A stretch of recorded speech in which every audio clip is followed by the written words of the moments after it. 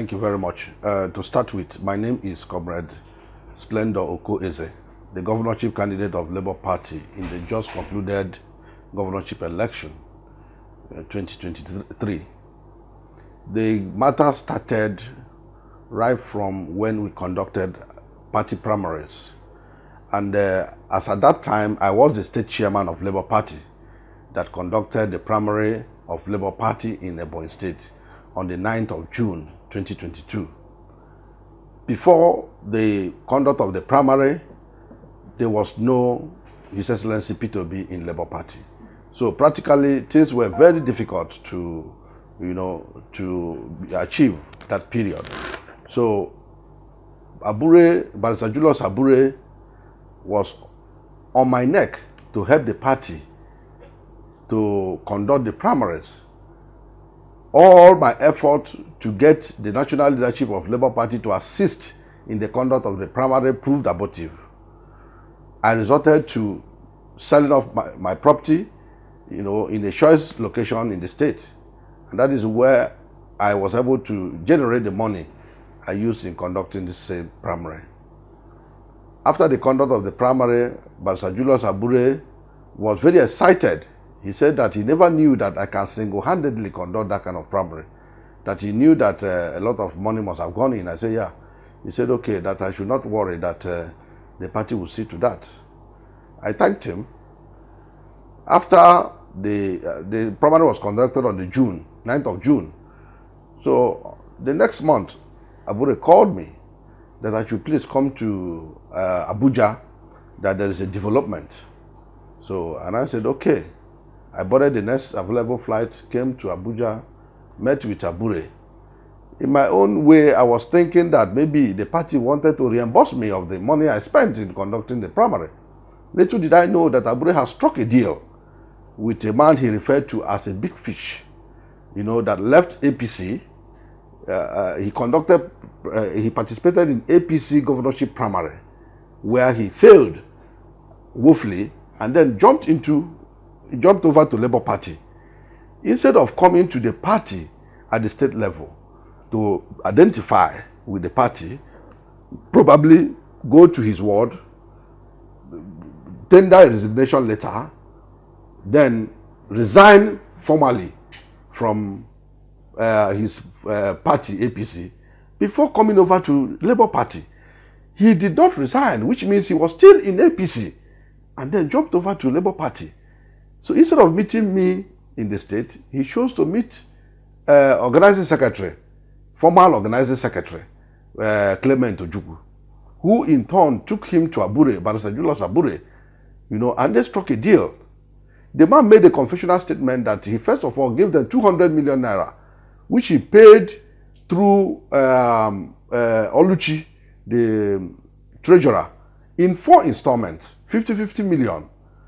That was what exchanged hands with Aburi and the man called architect Edward Nkwego, the owner of Barcelona Hotel. So with the money Aburi collected from him, Aburi didn't deem it necessary to even hear from me. What Aburi now demanded is that I should write a withdrawal letter and give to him that he has gotten a big fish. I said, who is the big fish?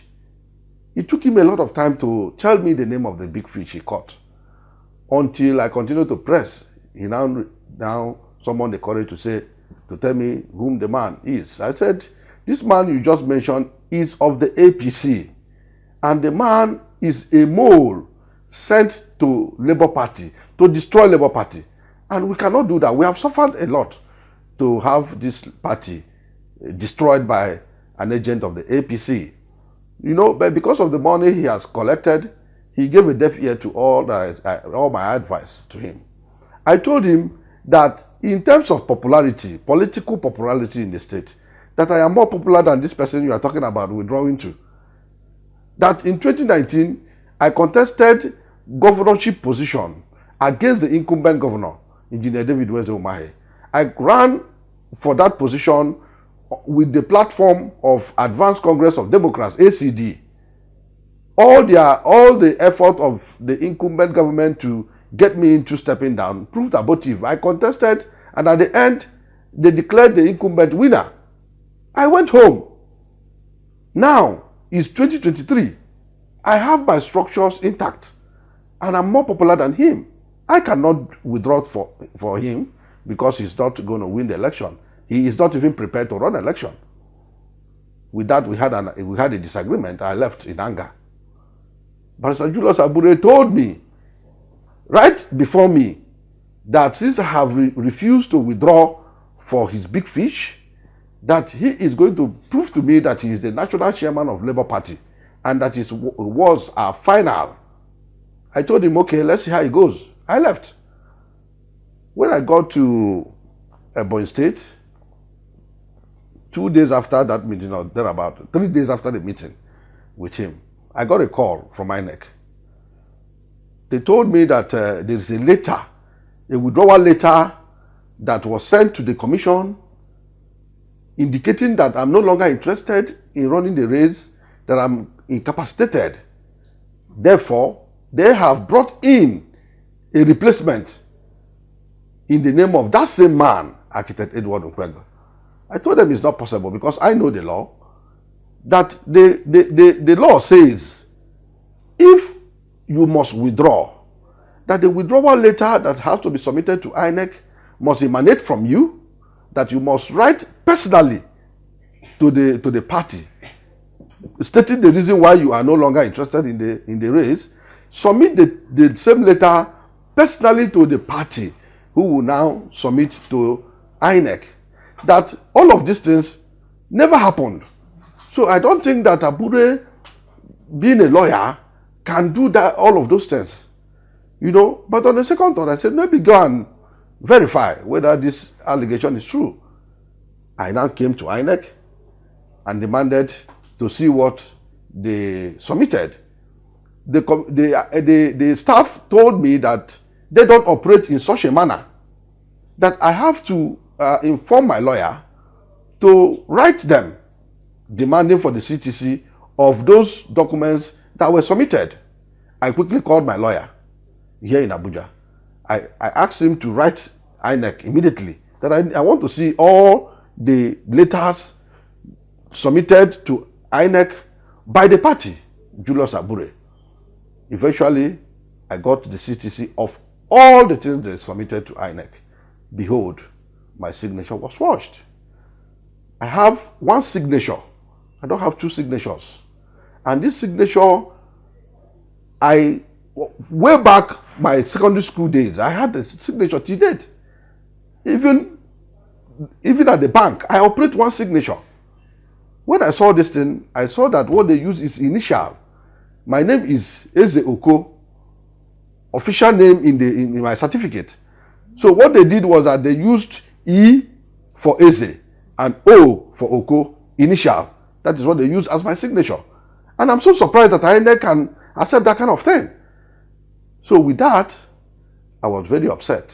So I had to instruct my lawyer to write a petition to the police.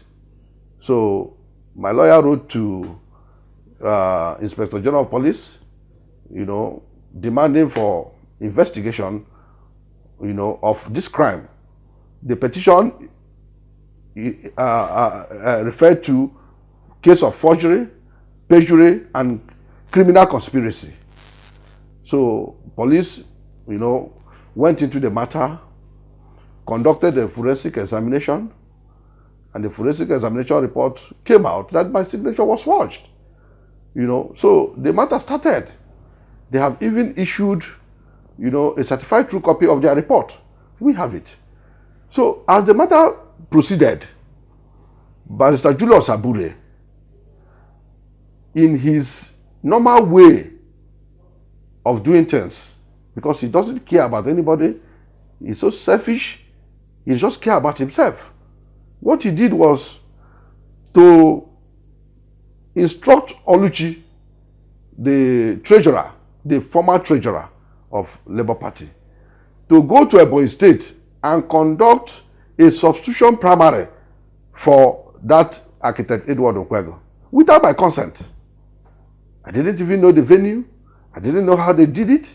I hadn't withdrawn from the race. So when I saw their moves, I said, I am a law-abiding citizen. I approached the court, the Federal High Court. And the matter started there. As God may have it, the court set aside the substitution primary they conducted and reaffirmed that I am the governorship candidate of Labour Party, that my signature was manipulated. It's in the judgment that I remain the authentic candidate of Labour Party for governorship position in Ebonyi State. They were not pleased with that judgment. They went and appealed the judgment. So we went to Court of Appeal Enugu. The matter started again.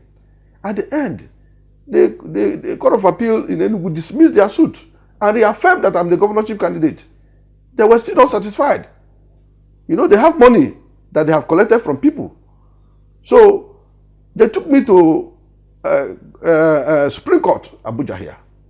I continue to spend money, you know, but because I know that what I'm doing is right, I have to continue to do what I'm doing. That time there was nobody assisting me, so I was doing it. We got to Supreme Court. Supreme Court further dismissed their suit and affirmed that I'm the governorship candidate. So the matter started that way.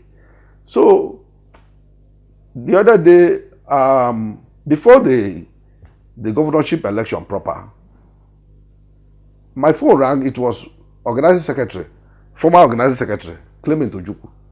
He invited me. He told me right there that, please, he was with His Excellency P2B, that His Excellency P2B wants to talk to me, that he wants to see me. So I said, okay. He gave the phone to His Excellency P2B. I spoke with him that I should come, that he wants to see me. You know, eventually I went and met with him. He apologized.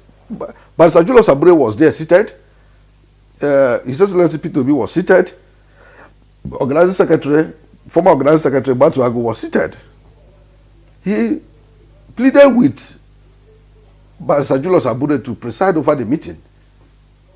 But Sir Julius Aburi declined. He couldn't preside over the meeting because he couldn't look at me eyeball to eyeball. He knew that he had wronged me. He couldn't look at me.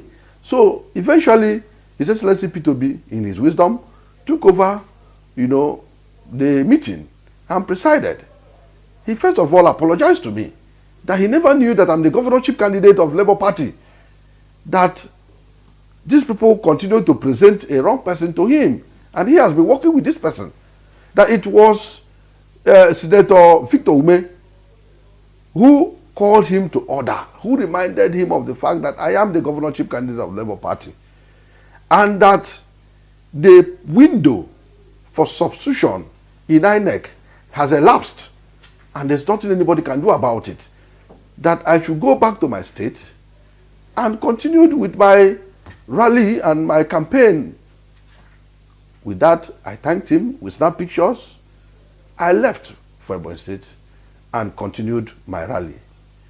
But I was surprised at the middle of my rally, because we have 13 local government in Ebonyi State. I had covered some local government. To my surprise, His Excellency was seen in Narrates TV, you know, saying that Labour Party in Ebonyi State has no governorship candidate, knowing fully well that I have all the judgment in all the courts in my favor.